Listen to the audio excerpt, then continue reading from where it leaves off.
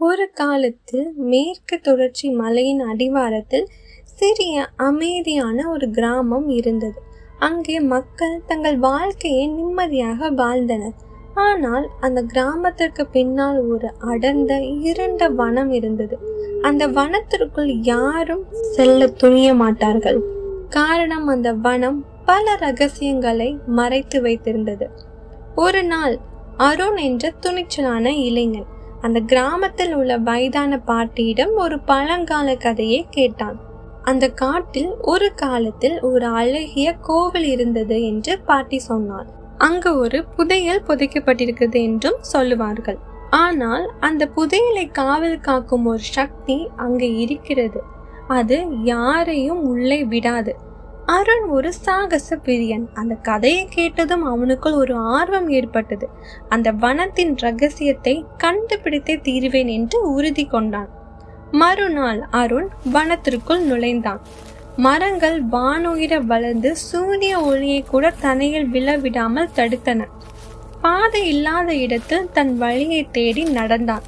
நேரம் ஆக ஆக இருள் சூழ்ந்தது. அவனுக்கு பயம் வர ஆரம்பித்தது. ஒவ்வொரு அசைவிலும் ஒவ்வொரு மரத்தின் நிழலிலும் ஏதோ ஒன்று ஒளிந்திருப்பது போல் தோன்றியது.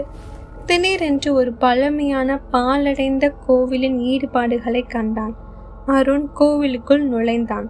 அங்கே நடுவில் ஒரு பழைய கல்லால் ஆன சிலை இருந்தது. சிலைக்கு பின்னால் ஏதோ புதைக்கப்பட்டிருப்பதை போல் கண்டான். அதை தோண்ட ஆரம்பித்தான். மண் விலக விலக ஒரு பெரிய புதையல் பெட்டி ஒன்று தென்பட்டது. அவனது கைகள் நடுங்கின.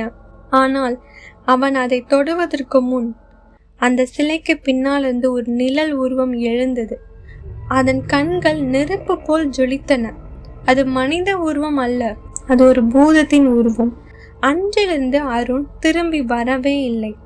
அந்த கிராம மக்கள் இன்னும் சொல்கிறார்கள், முழு நிலவு நாட்களில் இருண்ட வனத்திலிருந்து ஒரு பயங்கரமான ஓலம் கேட்பதாக.